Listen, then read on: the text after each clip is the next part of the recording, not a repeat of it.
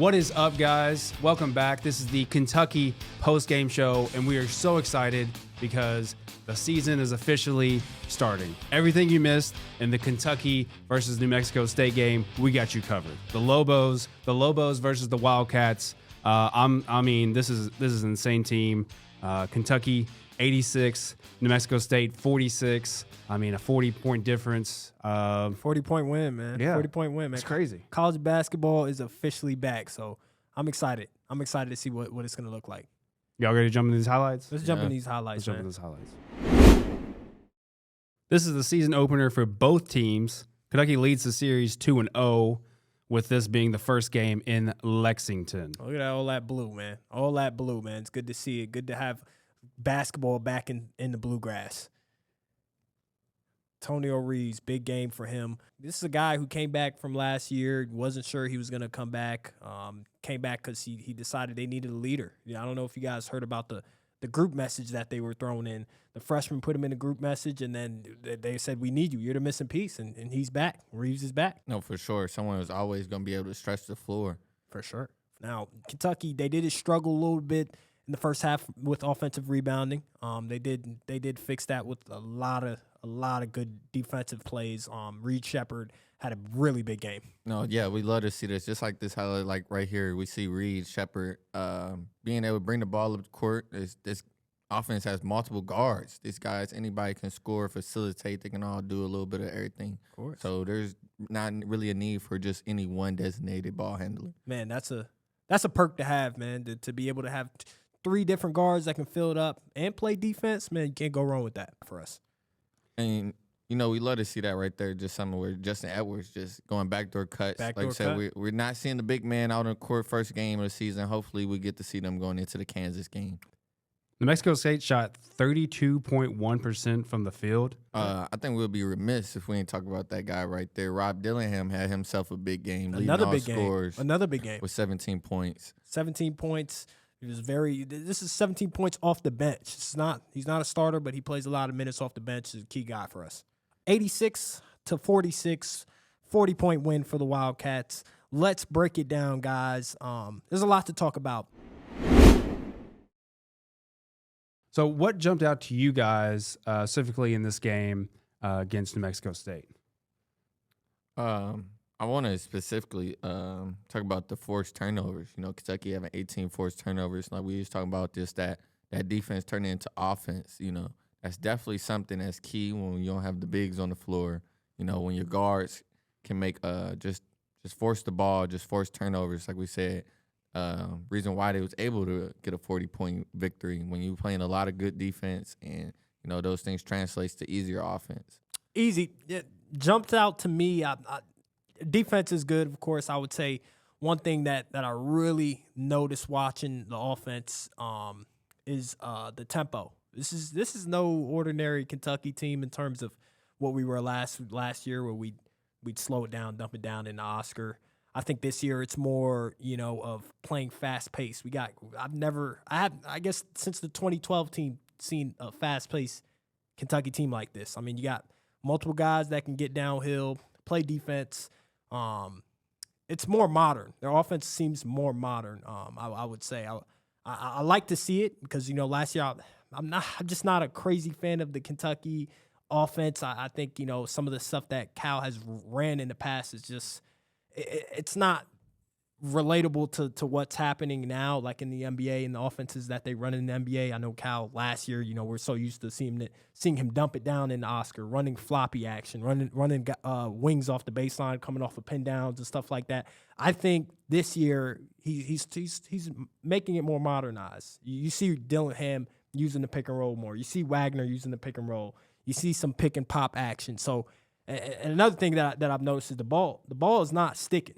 Like these guys they're holding the ball 5 to 6 seconds, and then they're passing it. No, for sure. Yeah, I think that moving. stands out. Like we said, just in this game we had five players was in double digit scoring. But I think a lot of the guys on the team that you can see, they're very unselfish and they're willing passers. Like I said, right. for a lot of guards, and like I said, just like when we think about Mitchell, someone who's spreading the floor, but he also can pass. They all can do shoot it as well. He can shoot it as well. They can all do everything on offensively to contribute to the team scoring just overall as a team, not just us looking at just DJ Wagner or any of those other guys as just scorers. They showing that they can be willing passers and create for each other. I think there will be multiple games where there's different leading scorers throughout the year. It won't be a set guy. We won't just see Antonio Reeves, carry the team. It's going to be different every night. You might have Dillingham go for a 20-point night. You might have Wagner, go for a 20-point night. Then Reed Sheppard, we saw what he did tonight. It was unexpected. We didn't expect that.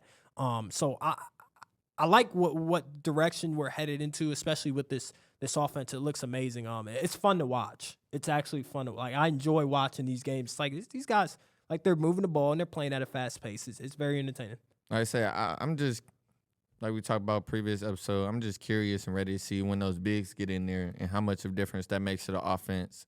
Just about, getting easier baskets, limiting, offensive rebounds for the other teams, and just also just being able to make those stops when you got 7-footers to, close up that, the paint, making it not as easy to come down there. That defense. If you think Kentucky's defense is good now, wait until they get those 7-footers back. 13 steals last night. Yep. Not even 7-pointers. 7-2. 7-2. Yeah, Big Z. 7-2. 7-2. 7-2. I mean, you got the guards. They're so aggressive playing defense. Reed Sheppard, Dillingham.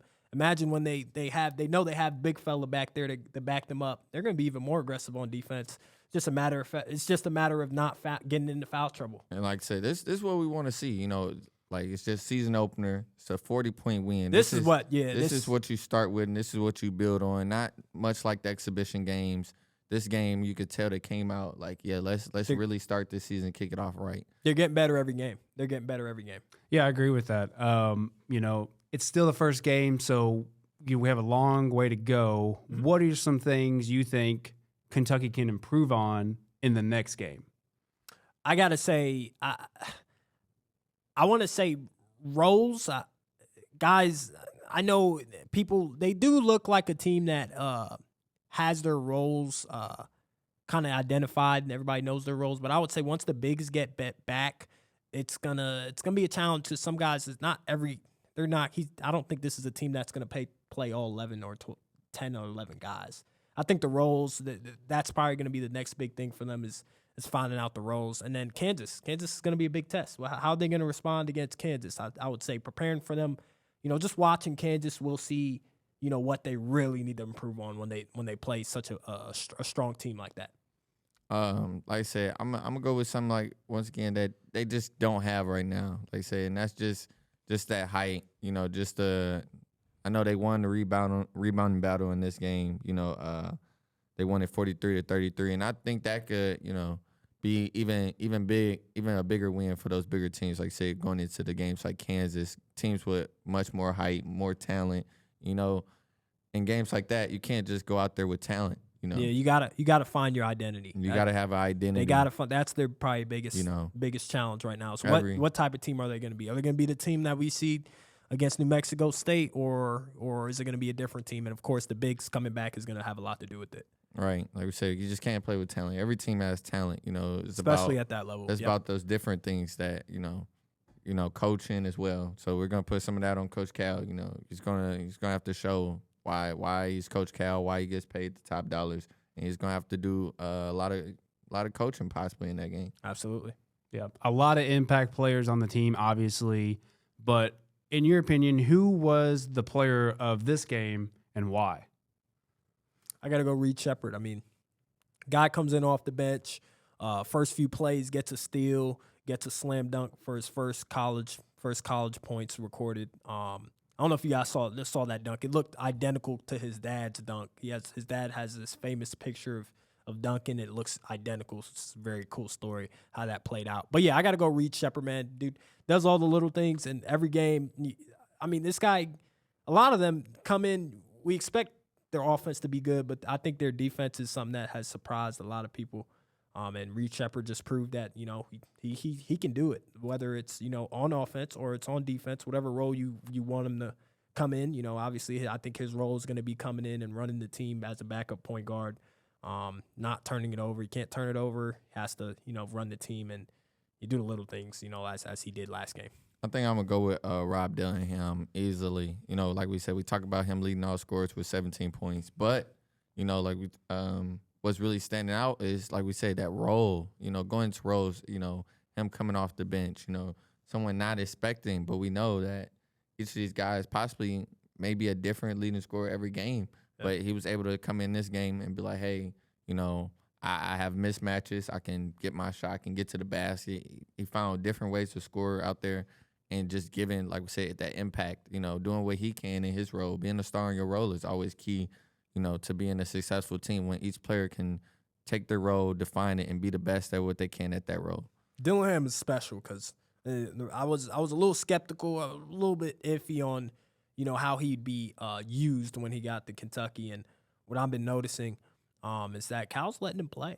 Like, he's letting him play a little bit. But we'll see what happens against Kansas and, how that pans out when he, is playing against a little bit more, higher competition, brighter lights. I'm sure he's going to do well. I'm a big fan of what he's doing out there. So, yeah, I agree with that. I mean, overall, in this game, watching it just from like a bird's eye view, what are the key takeaways from playing New Mexico State?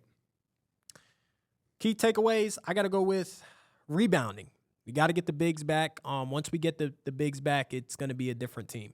Like I said, everybody thinks our defense is good now. Once we get those guys back, it's gonna put us at an elite level.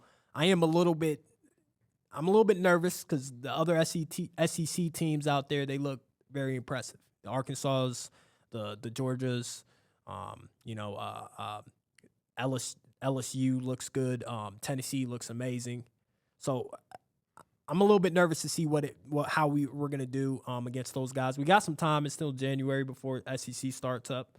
But yeah, that's the only thing that I'm really nervous about. I would say it's just the first game of the season, and like you just said, we talked about it all day. So is having those bigs back, it's defense, and also we talked about tempo. All those things go into each other. When we have those bigs, is the tempo going to stay the same? Can we keep the same tempo and push out on the floor when we get those rebounds? And so that's just takeaway. You just come away with some questions of wondering what's to come in the future games. Absolutely. Yeah. Kentucky returns to action this Friday, November 10th. It's going to be at home, and it's going to be against Texas A&M Commerce. Game time's at 7 p.m., and it will be televised on SEC Texas Network. A&M, huh? Yeah, it's like the competition just bumps up more and more. Each game, we play a harder opponent. I love it. Yeah. I think schedule-wise, this is a great schedule to be tested and to really go in. And I'm so excited. Man, when's that Kansas game, man? Because I can't wait till Kansas, Chicago, bright lights, number one team, Hunter Dickerson. It's going to be good, man. You let me know when that Kansas game starts up because I'm going to be there.